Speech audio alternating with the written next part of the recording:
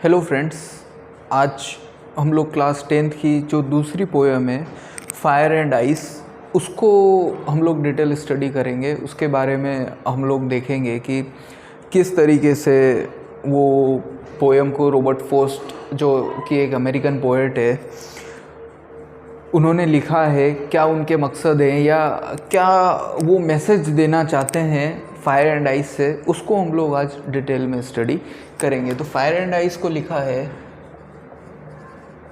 Robert Frost ने। आपको dust of snow के टाइम पे, उसके बाद 9th की भी हम लोगों ने एक पोएम देखी थी, द रोड नॉट टेकन। उसमें हम लोगों ने डिस्कस किया था कि किस तरीके से रॉबर्ट फ्रॉस्ट अपनी पोएम लिखते हैं या उनको क्या ज़रूरत महसूस हुई इस तरीके से पोएम लिखने की। प्लस हम लोगों ने एक चीज़ को और डिस्कस किया था कि रॉबर्ट फ्रॉस्ट क्या है। रॉबर्ट फ्रॉस्ट एक सिंबलिक पोएम है। अपनी पोएम में जो बात कहना चाहते हैं वो क्या करते हैं, सिंबल्स के ज़रिए पेश करते हैं। अलग अलग वो सिंबल्स डालते हैं अपनी पोएम में, और सिंबल्स के ज़रिए क्या करते हैं, गहरी बात को बड़ी आसानी से वो पेश कर देते हैं, बड़ी आसानी से वो अपनी बात को कह देते हैं। हम लोगों ने डस्ट ऑफ स्नो के टाइम पे भी देखा था। अगर हम लोग देखें तो ये क्या है, मॉडर्न ईरा की पोएम है। मॉडर्न ईरा में क्या हो गया है, मॉडर्न ईरा में ह्यूमैनिटी क्या होती जा रही है, ख़त्म होती जा रही है पूरी तरीके से। हम लोगों के अंदर जो इमोशंस हैं, हम लोगों के अंदर जो हेल्पिंगनेस है, वो सारी क्या है, जाती जा रही है। हम लोग क्या होते जा रहे हैं, हम लोग गोल ओरिएंटेड होते जा रहे हैं। हम लोग क्या है, मनी ओरिएंटेड होते जा रहे हैं। हमारा मकसद सिर्फ क्या रहता जा रहा है, मकसद सिर्फ हमारा पैसा बनाना रहता जा रहा है। हम लोग क्या होते जा रहे हैं, मटीरियलिस्टिक्स होते जा रहे हैं। तो रॉबर्ट फ्रॉस्ट जो कि एक कवि थे, उन्होंने क्या महसूस किया, उन्होंने महसूस किया कि ये संसार इस तरीके से आगे नहीं बढ़ेगा, ये समाज इस तरीके से आगे नहीं बढ़ेगा। तो हमको क्या करना पड़ेगा, हमको क्या है, बदलना पड़ेगा। तो बदलने के लिए उन्होंने क्या किया, एक उनका जो स्ट्रॉन्ग एरिया था राइटिंग, उन्होंने क्या किया, पोएम में उस बात को लिखा। और उस बात को क्या किया, उस बात को संकेतों के माध्यम से उन्होंने इस बात को रखने की कोशिश करी कि भैया किस संकेत के ज़रिए हम लोग क्या कह सकते हैं। तो फायर एंड आइस जो है हमारे यहाँ पे, ये भी अपने आप में क्या है, एक सिंबल है। ये अपने आप में एक संकेत है। दोनों संकेतों का अलग अलग दोनों स्टेंजास में यूज़ किया है। तो क्या, कैसे उन संकेतों का यूज़ किया है या किस तरीके से वो बात को कह रहे हैं, उस बात को हम लोग यहाँ पे क्या करेंगे, समझने की कोशिश करेंगे। अब अगर हम लोग इसका शाब्दिक अर्थ देखें फायर और आइस का, तो फायर का मतलब तो क्या होता है, फायर का मतलब होता है आग, और आइस का मतलब क्या होता है, आइस का मतलब होता है बर्फ। तो सांकेतिक मीनिंग तो क्या हो जाएगा इसका, शाब्दिक अर्थ तो क्या हो जाएगा, शाब्दिक अर्थ इसका हो जाएगा आग और बर्फ। लेकिन यहाँ पे फायर को अलग तरीके से उन्होंने डिस्क्राइब किया है और आइस को उन्होंने अलग तरीके से डिस्क्राइब किया है।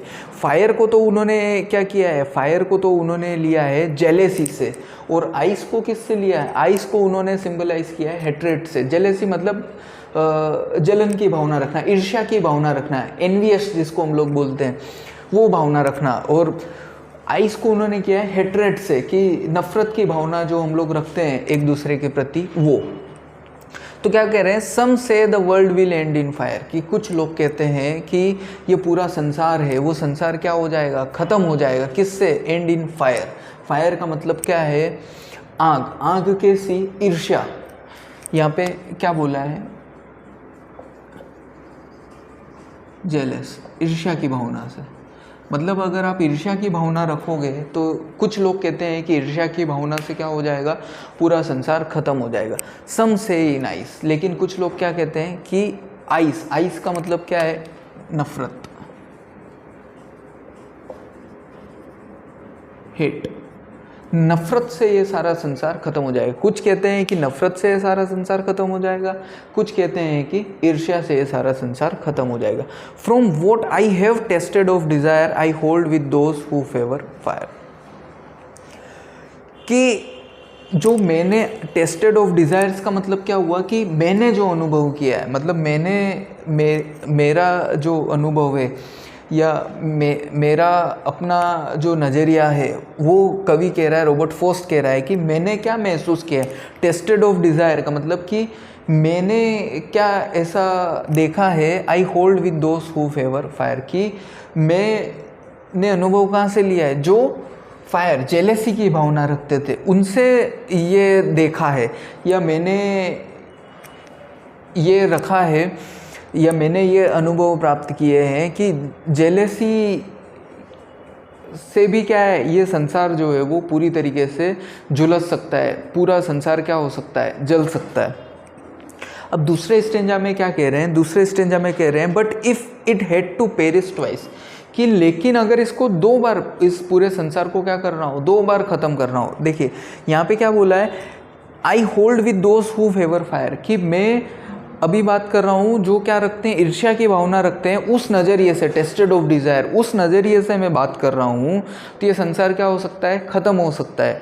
लेकिन उससे भी जो खतरनाक चीज़ है वो क्या कह रहे हैं, वो खतरनाक चीज़ को क्या बता रहे हैं, वो खतरनाक चीज़ बता रहे हैं आइस। कैसे हमको पता चल रहा है, पता चल रहा है but if it had to perish twice, कि संसार को क्या करना हो, 2 बार ख़त्म करना हो, 2 बार पूरी तरीके से तबाह करना। I think I know enough of it, कि मैं ये समझता हूँ कि नफ़रत उसके लिए क्या है, बहुत बड़ी चीज़ है। नफ़रत क्या है, काफ़ी है, किसके लिए, इस संसार को 2 बार तबाह करने के लिए। मतलब नफ़रत को वो क्या बता रहे हैं, ज़्यादा भयंकर बता रहे हैं, ज़्यादा विनाशकारी बता रहे हैं, बनिस्पत किसके, ईर्ष्या की भावना रखने के।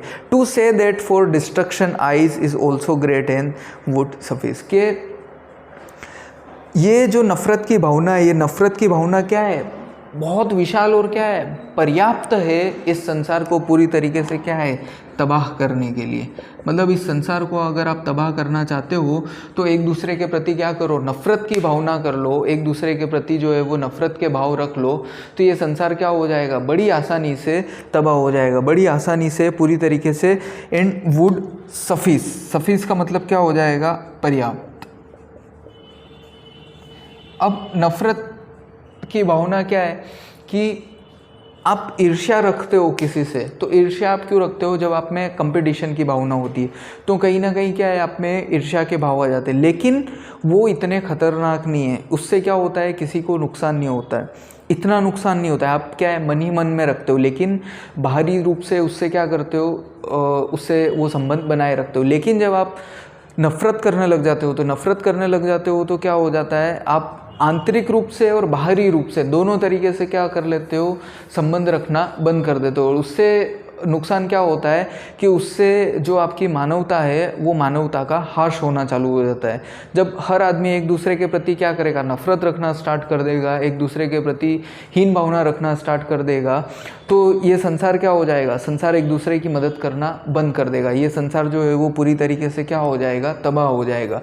और इसका लेटेस्ट एग्जाम्पल क्या है कि अभी हम लोगों ने 2020 में क्या है, कोविड-19 को फेस किया। कोविड में हम लोगों ने देखा कि किस किस तरीके की परेशानियां हमारे सामने आई, किस किस तरीके की मुसीबतें हमारे सामने आई। लेकिन सब लोगों ने क्या करा, सब लोगों ने मिल के, सब लोगों ने एक साथ कंधे से कंधा मिला के क्या किया, उस परेशानी का सामना किया। और परेशानी का सामना किया तो हम लोग आज उससे निकल के बाहर आ गए। अब अगर उस समय जो जिनके पास पैसा था, जिनके पास संसाधन थे, जिनके पास साधन सुविधाएं थी, जो अमीर लोग थे, अगर वो ये सोचते कि मैं किसी की मदद ना करूं या मुझे क्या करना है, मैं सेफ़ हूं, तो क्या होता, इससे कई ज़्यादा नुकसान हो जाता। लोगों में क्या हो जाता, खाने की भी समस्या आ जाती, ट्रांसपोर्टेशन की समस्या आ जाती। इससे क्या होता कि लोगों का मानवता से विश्वास उठता जाता। लेकिन जब मौका आया तो सब लोगों ने क्या करा, अपना मदद का हाथ एक दूसरे के प्रति बढ़ाया। वहाँ पे न किसी ने जातिगत भेदभाव रखा, न किसी ने किसी प्रकार का और अमीरी गरीबी का भेदभाव रखा, और सब ने खुल के एक दूसरे की मदद की। तो जब एक दूसरे की मदद की तो उससे क्या हुआ, ये संसार जो है क्या है, आगे की तरफ बढ़ रहा है। और इसका एक उदाहरण अगर आप और देखो तो सोनू सूद, जो कि सामने कोविड में हमारे सामने निकल के आया, कि सोनू सूद ने क्या है, बिना किसी भेदभाव के जब लोगों की मदद की तो लोगों ने भी दिल खोल के उनको क्या दिया, प्यार दिया। लोगों ने भी दिल खोल के उनको अपना स्नेह दिया। तो इस तरीके से कवि कह रहा है रॉबर्ट फ्रॉस्ट कि अगर हम लोगों के अंदर भी क्या है, हेट्रेड आ जाएगी, नफ़रत की भावना आ जाएगी, तो ये संसार जो है वो पूरी तरीके से तबाह हो जाएगा, ख़त्म हो जाएगा।